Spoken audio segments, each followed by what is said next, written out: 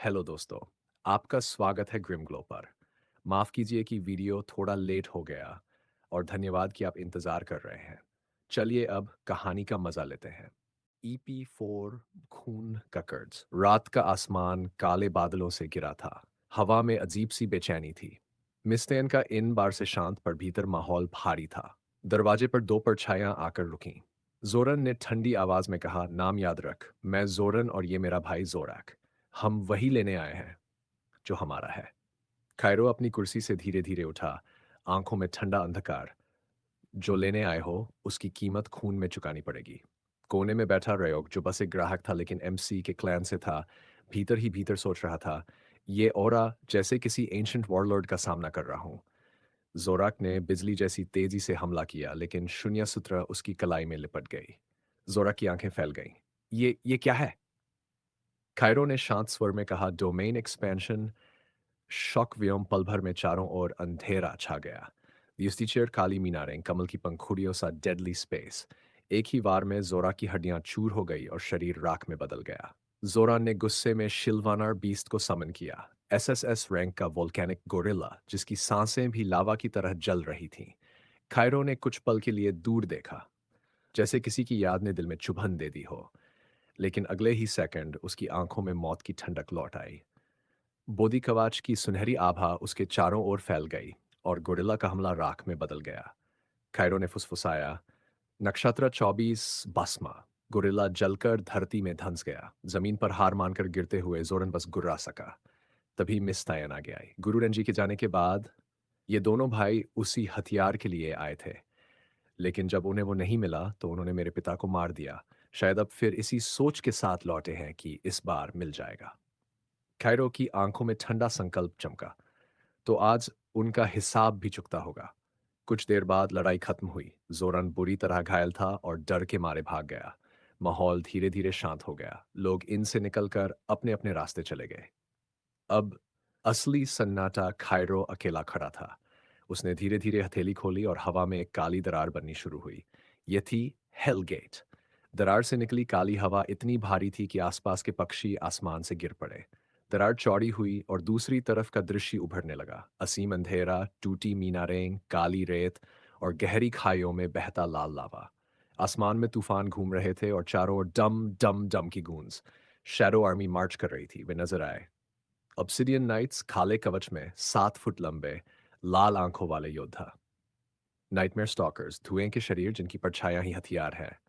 Ibn वॉरलॉक्स, ancient जादूगर जिनके मंत्र से हवा जलने लगती है। अबिसल वाइवर्न्स, हड्डियों पंख वाले ड्रैगन जो आसमान को ढक देते हैं। ड्रेड बीहीमॉथ्स, विशाल प्राणी जिनके कदमों से धरती फट जाती है। उनके आगे 5 काली आकृतियां खड़ी थीं। उनकी मौजूदगी भर से ठंड हड्डियों तक उतर गई। कायरो ने हेलगेट में कदम रखा और पूरी शैडो आर्मी ने एक साथ घुटनों पर गिरकर कहा, लॉर्ड। उसका चेहरा निर्विकार था, लेकिन उसकी परछाई इतनी विशाल हो चुकी थी कि मानो खुद अंधकार भी उसका अधीन हो। हेलगेट धीरे धीरे बंद हो गया और बाहर सिर्फ गहरी, घुटन भरी खामोशी बची। P5 परछाइयों का सिंहासन। हेलगेट के भीतर कदम रखते ही कायरो के चारों ओर का संसार बदल गया। अब कोई आसमान नहीं था, सिर्फ अनंत अंधकार और लाल लावा से चमकती दरारें। हवा भारी थी, जैसे हर सांस में हजारों चीखें फंसी हो। दूर से आती ड्रम की आवाज और मार्चिंग के साथ कांपती जमीन। शैडो आर्मी अपने लॉर्ड के स्वागत में झुकी थी। कायरो के सामने 5 विशालकाय आकृतियां खड़ी थी, शैडो जनरल्स। उनकी आभा इतनी घनी थी कि अगर कोई आम इंसान उन्हें देख ले तो उसका दिल वहीं रुक जाए। पहला जनरल, एजरेल द ब्लड रीवर, काले और सुनहरे कवच में, पीठ पर विशाल युद्ध कुल्हाड़ी। कभी वह जनरल एरिक वाल था, उत्तरी साम्राज्य का सबसे ताकतवर योद्धा जिसने हजारों दुश्मनों का खून बहाया, लेकिन अपने ही राजा के धोखे से मौत पाई।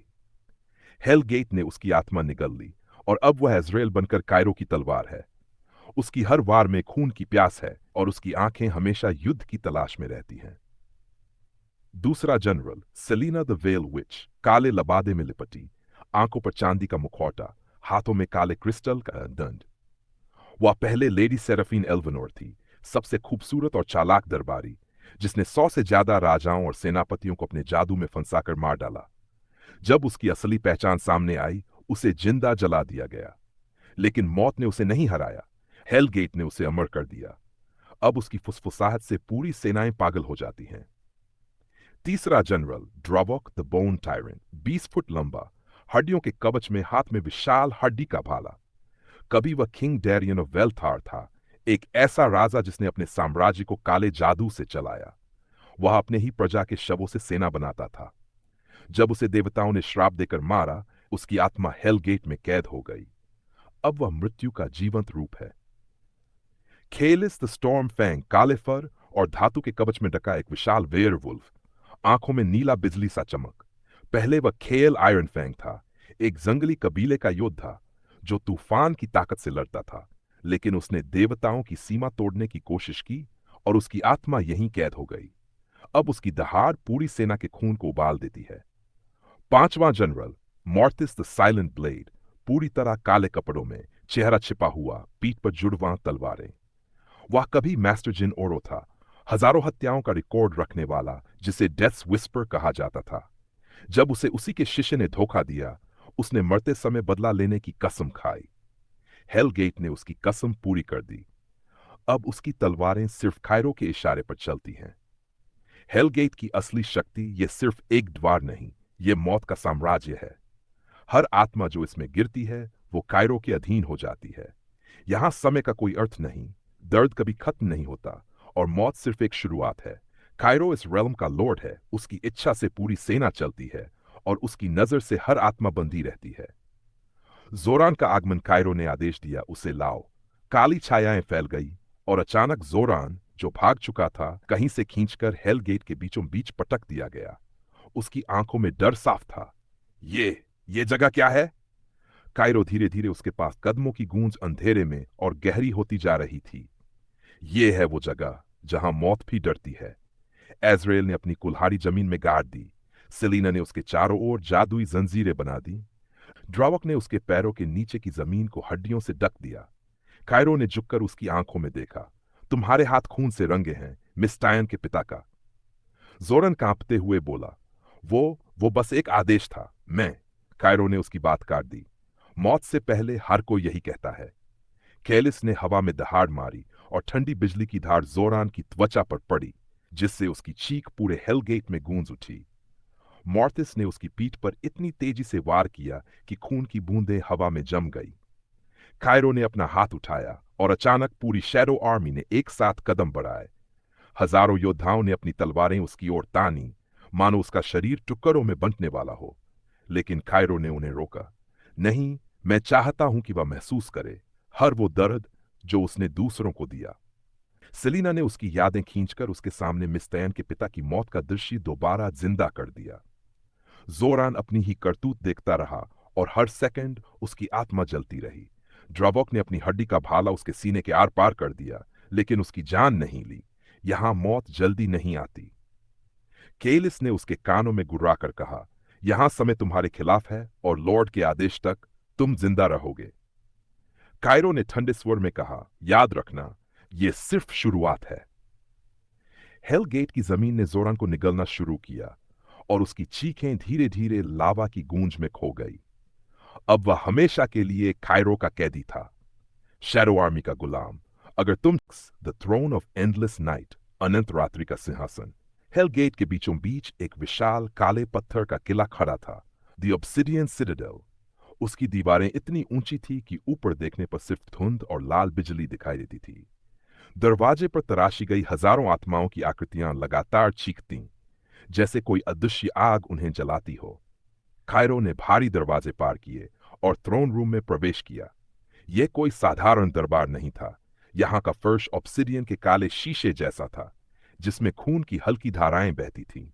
दीवारों पर लटके लाल मशालें आत्माओं की लौ से जल रही थीं, जो कभी बुझती नहीं थीं। ऊपर से विशाल काले ड्रैगन की हड्डियों का ढांचा छत की तरह फैला हुआ था, और बीच में शैडो थ्रोन। यह सिंहासन किसी धातु का नहीं, बल्कि पूरी तरह जीवित छायाओं का था। जब कायरो पास आया, छायाएं हिलने लगीं, मानो उसे पहचान रही हों। जैसे ही वह बैठा, पूरे थ्रोन रूम में एक गूंज उठी, the Lord has returned. Shadow generals की उपस्थिति। कायरो के पांचों जनरल पहले से ही हॉल में मौजूद थे। एजरियल, सेलिना, ड्रावॉक, केलिस और मोर्टिस। लेकिन उनके पीछे सिर्फ शैडो आर्मी ही नहीं थी। हर जनरल अपने अपने बीस्ट ट्राइब्स के साथ खड़ा था। 1. Azrael the blood reaver, dragon legion का अधिपति। एजरेल के पीछे खड़े थे ब्लैक स्केल ड्रेक्स, फायरस्टॉर्म वाइवर्न्स और उनका सबसे शक्तिशाली योद्धा Drakthor the infernal wyrm. Drakthor SSS peak rank का काला ड्रैगन था जिसकी सांस से पूरी सेना जल सकती थी। कभी वह ड्रैगन किंग वॉर्थन था जिसने देवताओं से लड़ाई की थी और मारा गया था। अब उसकी निष्ठा केवल कायरो और इजराइल के प्रति थी। उसकी लाल आंखें और पंखों का फैलाव थ्रोन रूम की दीवारों को हिला देता था। 2. Selina the well witch, nightmare tiger clan की स्वामिनी उसके पीछे थे। Shadow fang tigers, moon fang panthers और उनका सबसे घातक योद्धा Ravager the moon blooded king. Ravager SSS peak rank का टाइगर बीस्ट था जिसकी गति इतनी थी कि वह एक ही सेकंड में 100 दुश्मनों को चीर सकता था। वह पहले tribal lord Kane of Fang था जिसने चंद्र जादू से अपनी ताकत बनाई थी। हेल गेट में आने के बाद उसकी शक्ति कई गुना बढ़ गई। 3. Dravok the bone tyrant, necro behemoth legion अधिपति। ये विशालकाय मृतप्राय दैत्य थे जिनके शरीर हड्डियों और पत्थरों से बने थे। उनका लीडर मॉरवाश द बोन कोलॉसस एक एसएसएस रैंक का राक्षस जो अपने कदमों से जमीन फाड़ देता था।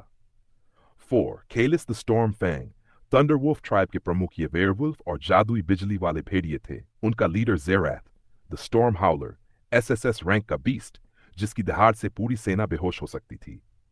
5. Morthis the silent blade, phantom serpent kin के अधिपति। ये काले नाग और छाया में रहने वाले सर्प थे। उनका लीडर वेरा द नाइट कोयल एसएसएस रैंक का सर्प जिसकी जहर की एक बूंद से देवता भी गिर सकते थे। राजनीतिक तनाव जैसे ही कायरो बैठा, जनरल्स ने एक दूसरे की ओर देखा। इजराइल ने भारी आवाज में कहा, लॉर्ड आपकी अनुपस्थिति में इस रेल्म में कुछ बदलाव हुए हैं। सेलिना ने धीमी मगर जहरीली मुस्कान दी, कुछ बदलाव नहीं, कुछ पुराने जिंदा लौट आए हैं। कायरो ने भौं उठाई, जिंदा हेल गेट में? ड्रावॉक आगे बढ़ा, हाँ लॉर्ड, वह पूर्व Lord of hell realm. Hall में एक ठंडी खामोशी छा गई। केलिस ने बर्फीली हंसी में कहा, वो सोचता है कि आप केवल एक उत्तराधिकारी हैं, असली राजा वह है। पूर्व लॉर्ड की पहचान दरवाजे खुले और भारी कदमों की आवाज आई। एक विशाल आकृति काले और लाल कवच में, चेहरे पर खोपड़ी जैसा मुखौटा और हाथ में हेलफोर्ज्ड ग्रेट स्वॉर्ड। उसके साथ 4 काले पंखों वाले दानव चल रहे थे। Selina फुसफुसाई, Lord माल्थेरियन। माल्थेरियन 1000 साल पहले हेल रेल्म का शासक जिसे देवताओं ने यहां कैद किया था। जब कायरो के आगमन से हेल गेट खुला, वह भी जाग उठा। माल्थेरियन ने सीधा कायरो की आंखों में देखा, तो तुम हो नया लॉर्ड? मैंने हजारों साल इस रेल्म पर राज किया है, तुम बस एक अतिथि हो। कायरो ने धीमे स्वर में कहा, अतिथि नहीं, मैं वह हूं जिसने तुम्हारी बिखरी हुई सेना को एक किया, तुम्हारे खोए जनरल्स को पुनर्जीवित किया और तुम्हारे सिंहासन पर बैठा। माल्थेरियन ने तलवार उठाई। सिंहासन खून से बनते हैं और खून से छीने जाते हैं। टकराव की शुरुआत कायरो ने अपनी उंगली उठाई और पूरी शैडो आर्मी ने एक साथ जमीन हिला दी। अजराएल के पीछे ड्रैग ने पंख फैलाए, रावागार ने गर्ज मारी, बाकी 20 ट्राइब्स ने हथियार तैयार कर लिए। माल्थेरियन ने चारों ओर देखा, तुम्हारी सेना बड़ी है लेकिन वफादारी वो मैं देखूंगा। सेलिना ने हंसकर कहा, जनरल्स आदेश? कायरो ने मुस्कुराकर कहा, नहीं, अभी नहीं। ओरा ऑफ एब्सोल्यूट डोमिनियन। कायरो धीरे धीरे उठा और उसकी आंखें काली से गहरे लाल हो गई। पूरा थ्रोन रूम अंधकार से भर गया और हर जनरल, हर बीस्ट, यहां तक कि माल्थेरियन भी एक पल के लिए भारी दबाव में घुटने टेकने लगे। उस ओरा में एक आदेश छिपा था, मैं हूं इस रेल्म का एकमात्र लॉर्ड। माल्थेरियन ने अपने घुटनों को जबरदस्ती सीधा किया, लेकिन उसकी तलवार कांप रही थी। दिलचस्प, वह बड़बड़ाया, देखते हैं कि war of the two lords, 2 स्वामियों का युद्ध। हेल रेल्म की रात और गहरी हो गई थी।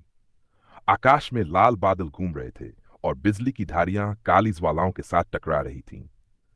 थ्रोन रूम की विशाल खिड़कियों से कायरो देख रहा था। एक विशाल सेना दूर के काले मैदान में धीरे धीरे आगे बढ़ रही थी।